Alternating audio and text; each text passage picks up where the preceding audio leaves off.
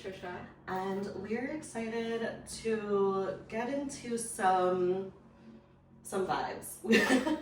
There's been a lot of feels going on lately, and something that Patricia and I talk about often is sensuality. The things that we talk about come back to that core of like, well, yeah, I wasn't allowed to feel that.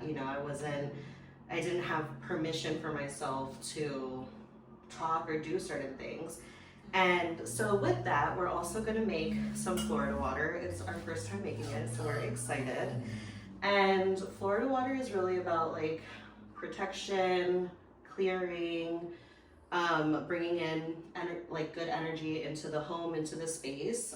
So I think for me, Florida water has been something that's helped me tap into my sensuality. I think it's like the smell and the feeling behind it. Like when I spray my home, I spray myself, I'm like, okay, let's do this, So that's kind of why I'm excited to do this today. Yeah, me too. I know as you were saying it, I was just thinking of like the ritual aspect of it, right? And I think one of the things I think of when I think about sensuality, it's just like that connection to deep presence, and I think ritual is so helpful with that. So true.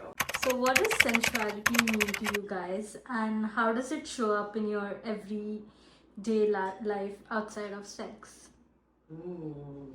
I think for me, sensuality is really about the senses, right? So like using and thinking from a sensorial experience, which for me, especially as a Taurus, like I love the senses. I want to tie in smell and touch and taste and like bring in all of those aspects.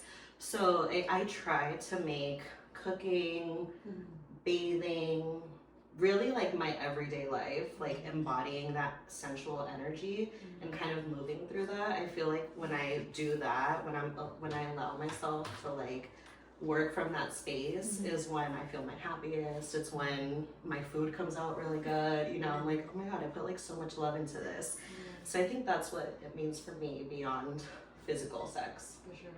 Yeah, I totally hear that, and I totally agree, because that's the way that I think of it too. Like, it's our connection to the senses, and for me, it ties in very closely just with the body and really being connected with the body. I feel like that's what embodiment is. And like the question was asking, like sensuality, it's not just about sex. Like, yes, of course, sensuality can be a part of sex, and I think that can make sex more powerful.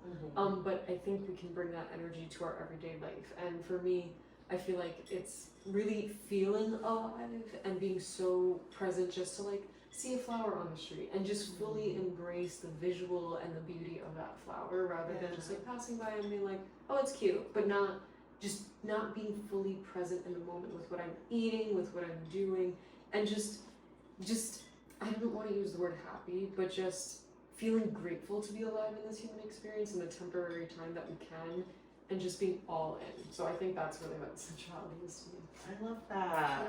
Oh, that's so true. Have you also ever felt disconnected from your body? And if yes, what helped you overcome it? Have I? Honestly, I think I was disconnected from my body for like the first 30 years of my life. And I didn't understand what I was doing to myself. I didn't understand how I physically felt. Everything for me, especially like growing up, I was taught to just deal with things, like shove things down, don't get angry, don't feel. And that shuts down our senses, So then when I wasn't feeling physically good, I didn't associate that with anything. I was just like, oh, it's normal. Like as we get older, we get sick. But like, that's such a backwards mentality is what I'm learning, And I think it took a lot of time and energy healing and inner work to be able to tap back into my sensuality and into my body. And then I think on top of that, once I did, I started almost needing to learn again how to feel, how to process, how like when an emotion comes up, what is the best thing for me to do in that moment. And I'm still learning through it. I'm still processing, but I do wish that this was something that we had more of when we were younger, and that I was able to explore my senses and understand them without shame. For sure. I totally hear that. And I think it's just such a long journey. Like, we talk about it all the time. I mean, for me, before bringing up religious aspects of it, I think for me, a big aspect is just school and the academic world. And, you know, so quickly, so early on, we're taught to be disconnected from our creativity and just like follow the rules, really go by the books. You have to pass your test just to get like good grades, and it loses, to me, like the life force and the beauty of life, of just being in flow and creativity. So I feel like for me, it's led me to be so in my head for so much of my like childhood, my teenage years, my early 20s, really until I finished undergraduate. And then that's when I kind of got into yoga, and I realized, oh my gosh, there's like a whole nother life outside of like the structured way we've been taught. So for me, it was yoga that really allowed me to open to my sensuality, and then wound up leading to me to all these other beautiful movement modalities.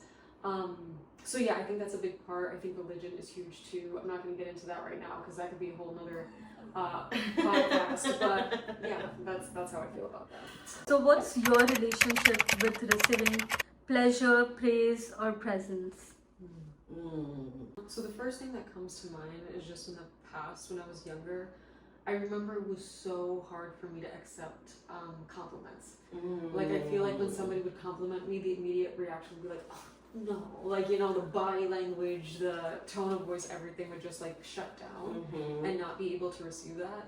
And I think I got to the point where I realized, by doing that, it's actually kind of almost like disrespectful to the person who's telling you that, because they're trying to, I guess in some way, whoever it's coming from, being fully present to life in that moment, right? If we're looking at sensuality from that place, like they're enjoying the beauty that you have to offer, whether it's your intelligence, your physical beauty, your soul, and then to just be like, oh no, it's like blocking that energy and not allowing that person to fully appreciate you, especially to like, I think it can be a courageous thing to even express that to somebody.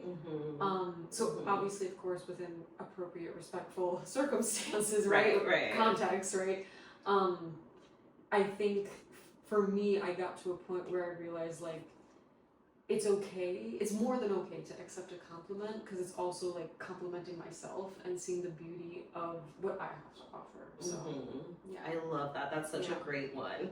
Because I definitely went through that too. And I remember recently I was hanging out with an old friend from, like, we've known each other for 12 years, and she paid me a compliment. She was like, your hair looks amazing today. And I was like, thank you. Like, genuinely so happy. And I remember her response. She was like, you're welcome. You took that so well. And I was like, how funny, because all you did was say, like, you have great hair. Why? Because I'm sure previously I didn't take it well, and that's why she reacted that way. And I'm like, just as simple as that, where we teach ourselves to like be more humble, you know. When did you first feel beautiful, and who taught you how to see it? You know? I did not really grow up with like the sense of inner beauty. And it was actually a previous partner of mine who really like taught me or showed me to embrace my beauty. And I feel like, you know, I'm not trying to say like he's the one who made me feel beautiful. It was more like the way that he acted, the way that he would look at me, the way that, you know, just like we felt very in tune with each other, I think. And that for the first time gave me permission to kind of like see myself through his eyes. And I was like, wow, I am beautiful. You know, like what would happen if I looked at myself the same way that he looked at me? And I started kind of practicing that, you know, and even like little imperfections in him would remind me of like the beauty within myself. And I think having that experience really opened up something different in me, where I was like, let me explore what this means outside of an intimate person, you know, because I don't want to say that beauty only happens with a partner. I think it was more of like taking what I learned from him and being able to apply that to myself, of like you deserve this and I can give this to you, you know? That's amazing. I love Thank that. you. That's so beautiful. Yeah, and so I mean for me, I think when I guess started to feel beautiful in a more like consistent way was after I graduated from college. I just feel like that whole time being in the academic world, it just made me feel I was disconnected to my body, disconnected to my sense of beauty. Like for a long time, I think when I was younger, I didn't feel very like attractive or beautiful. So when I got into yoga, and I think what it was about yoga is just that it's that life force that I keep talking about. Like I started to see that shine through a lot more, and for the first time in that, because I was falling in love with life, I was falling in love with myself. So I feel like that sounds kind of ironic because I think we're taught that we're supposed to love ourselves first in order to love another or other things. But sometimes I think it's the opposite. We need to sometimes get the mirror by life, by other people to show us what love is for it to like come back out. And I think that's what it really did for me because it was also very much about like taking care of myself, mind, body, and spirit. And I think it was just like that fullness of understanding who I was and how I can show up, and so much more differently than when I understood myself to be able to show up. Again, it was just like it launched this like journey of other avenues for me to explore the safety and beauty. So yeah, I love that. It's interesting how we both kind of found it exterior first. yeah. I'm gonna marry you on that. Well, it's interesting because I think that's where kind of when you talk about colonialism and like just the society we live in, we're taught that the issues that we experience is like our problem to fix, and it just makes it seem like everything is for us to hold accountable and fix and make better.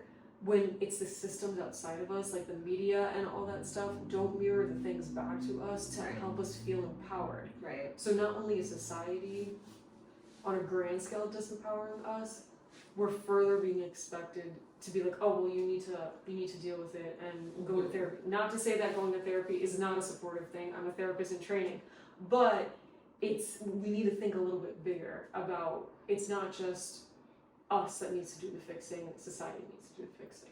100%. And I think it shows a lot in like our generational healing, right? Where like, I remember a few weeks ago, I was kind of processing something where I realized that I had been emotionally available and I was continuing to do it time after time, even though I was healing, and I was like, okay, I see it now. And then a new layer would come in and I'm like, oh my God, I'm still doing that thing. I am still doing that thing. Yeah. And so when I put it together, I remember telling my mom about it, and I was about to tell her like my feelings, and she was like, well, Coreen, we first need to learn how to love ourselves. And she was about to go into the whole speech that she normally gives me that tells me like, it's okay, be on your own, you don't need others, you know, being by yourself is true healing, etc., etc. And I was like, Mom, totally hear you. I was like, before you go down that rabbit hole, I went through that. I was like, I had to walk away. There was times where I needed to step aside and say, I will not put up with this any further. However, I can now see the things that I did to also get us to that point. So I was like, what I'm saying now is I did that healing work. I do love myself. And now I have the capacity to let others in and to do that work with and through them as well. And she was like, oh wow, I never thought of it that way. It's so interesting. And I was like, all right, well, progress, right? I guess. Heard. Love that. It's so interesting to hear your perspective on that. So have you ever used beauty as armor or as a weapon or as a language in your, so far journey? Yeah, I think I definitely used beauty as an armor for myself. And growing up around like high school age, I did have like a bit of an eating disorder, which I have a theory that anybody who grew up in our era has an eating disorder from television, from society. We've been dieting since we were 11 years old. I remember having like the picture of like a super tiny model with a six-pack, and she was like in all my books and everything, because I was like, and that was a thing. They're like, it's Fitspo. And so, long story short, in my early 20s, I kind of got into some relationships that were not the best for myself.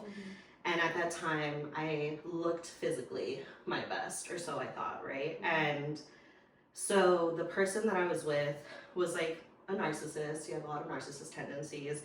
And he was like really attractive in my eyes. I was like, he's like the most attractive man I've ever seen. And so to me, it made sense. I was like, we make physical sense together, right? Like, I'm attractive, he's attractive, this is good, this is safe. But then when all of his tendencies kicked in, all of the truth came in, I internalized my beauty as a way of like being hurt. So I was like, attractive men are gonna hurt me.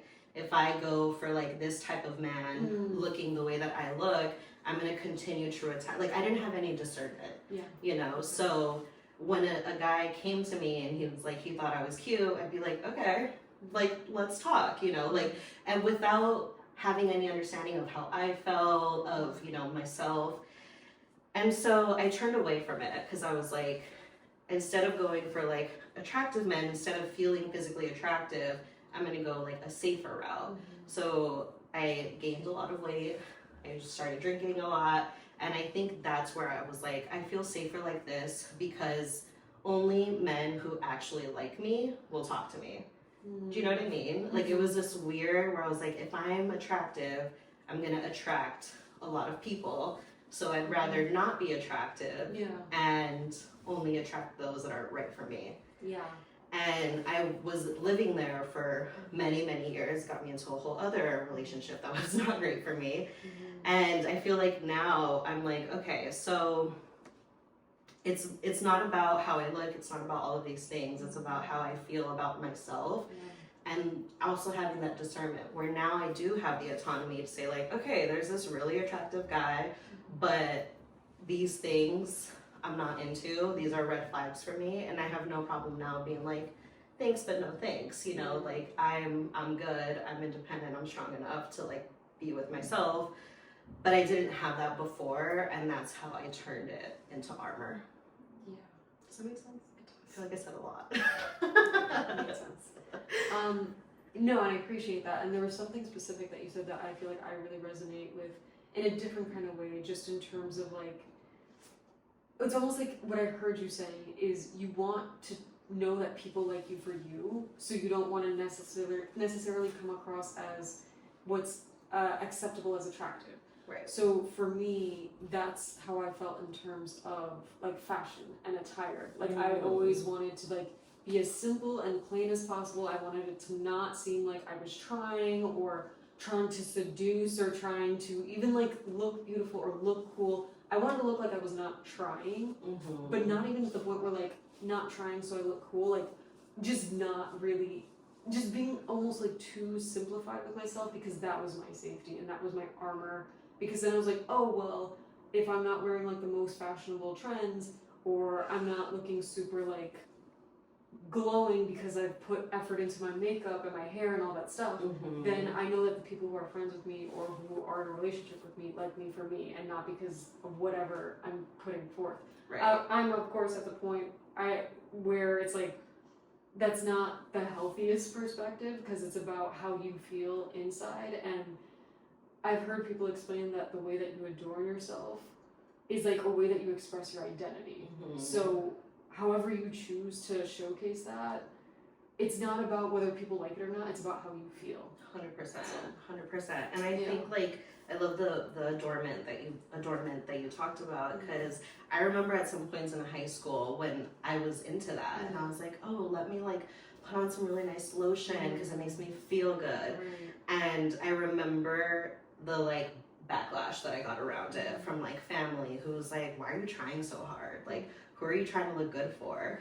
I was like, I'm like 14, like I'm just a girl, you know? And it was like, oh, like where do you think you're going? Or like even if we were just home, it's like, why did you do that?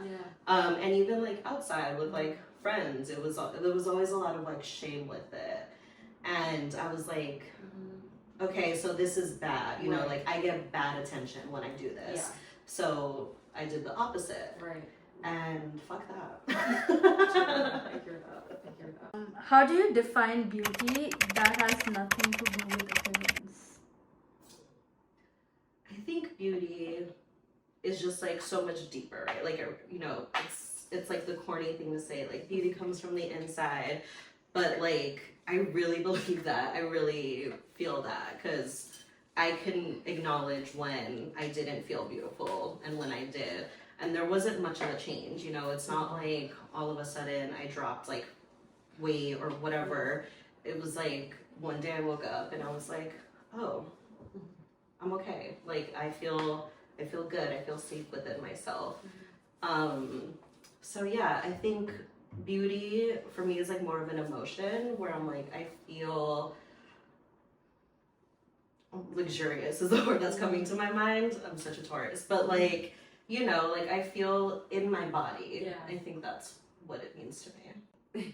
I don't have a definition for it, but I can feel it. It's an energy that people carry, and for me, when I almost see, not necessarily like a level of like inner peace, right? Because I feel like there's a very stereotypical image associated with that, but just like almost like an innate sense of just knowing yourself and trusting yourself. And to me, that's spiritual power, in my opinion.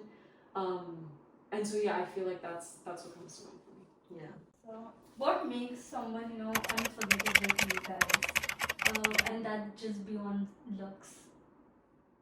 I think it's like what we were just talking about is that inner, almost like vitality, inner like confidence.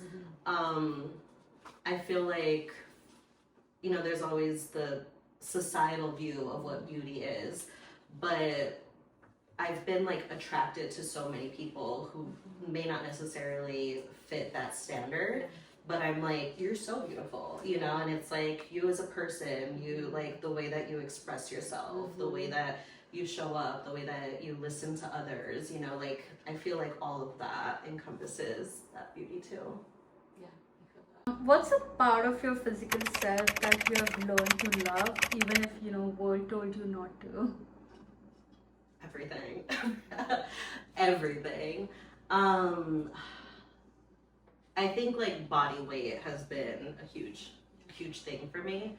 The way that it like changes your face, even, you know, like I said earlier, have had a lot of body issues in my life, and in my mind I'm like, if I could just get back to the way that I looked when I was 19, you know, like everything would be better. But that's not true. I wasn't even happy at 19, so why would I want to go back to that, you know? Learning how to love my body, learning how to see my body in that beautiful sense has been such a game changer for me. And I think also like it gave me that permission to adorn myself in different ways. Like before I used to try to hide my stomach and hide all of these things. It was like, don't show the arms, but don't like, we have to hide all of this, and then at the end we're just hiding and we still don't feel good. So through that process of learning wanting to dress better, wanting to like put some makeup on, not to like cover myself, but to like adorn myself and to feel beautiful, I think all of that has helped me in my process of loving my body and like not wanting, like I don't want to diet, I'm good. I don't want to do any of that. Of course I want to like do more movement and do more things because it physically makes me feel better, but if I like never lose weight, I'm good. And even that feels like so powerful for me to say.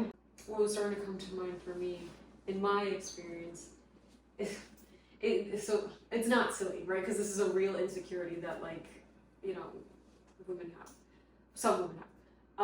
So for me, I think about like having like a smaller chest, and that was something that was like probably one of the biggest insecurities I had when I was younger, because I was seeing other people around me develop, especially as a teenager, and I was like, nothing is happening on my side. And I was like, I don't like this.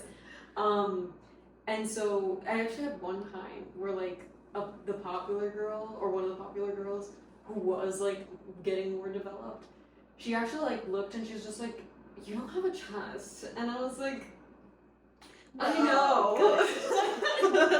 So anyways, it's fine. So when I was I'm over it, clearly. So during that time, at some point I was just like so frustrated that I was not growing. So I just was like, you know what? It's okay. I was like, I accept that I'm not worthy of being lovable, which I know is not like a healthy perspective. But somehow, ironically, it helped me to be like detached from the need to have to like look a certain way and like need to be attractive. So I think, I mean, it's a little bit twisted, but I think it allowed me to focus on maybe on like other things to develop myself. And over time, the appreciation for my beauty and even appreciation for like my smaller chest, because now I find so many benefits to that.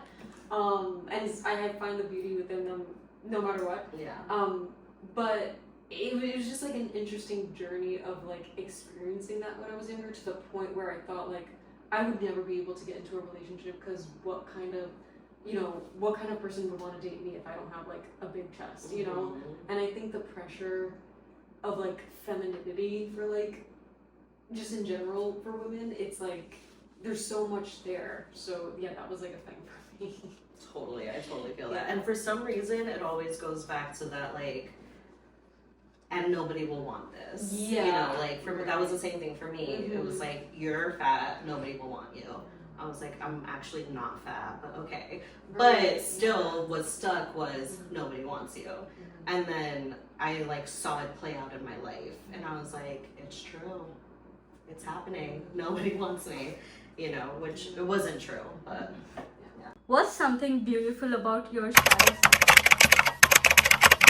Start. So I love shadow work, everything related to the shadow, just because I feel like it's so real.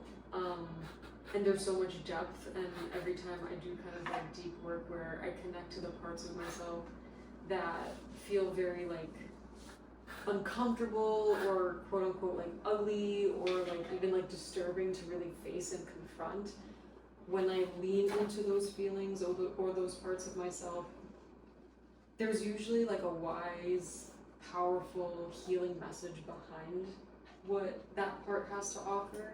And I'm just finding that as I lean into it, you know, these parts, they try to protect, they try to keep a person safe, and they're there for a purpose. It may not be working in the person's favor in the best way at the current time of their life, but they have potential, I think, to do and be better in a way that matches where you're at now. So I just think there's just so much power in the shadow. So for me, yeah, that's the beauty I see in it. Yeah, I totally agree. I love doing shadow work too. I think for me that's where I really started seeing the difference, the change in my life. And I love how shadow work taught me how to like process emotions. You know, it was like when that emotion comes in and you're feeling it, and like I said earlier, I was taught to shove it down, right? It's like when you start feeling things, just go clean, just go do something, don't think about it. And so I'd be like, okay, bury it down and go do something, you know. But the problem is it never came back out again until I was drinking or something, and then my shadow would come out when I was not in my like full senses.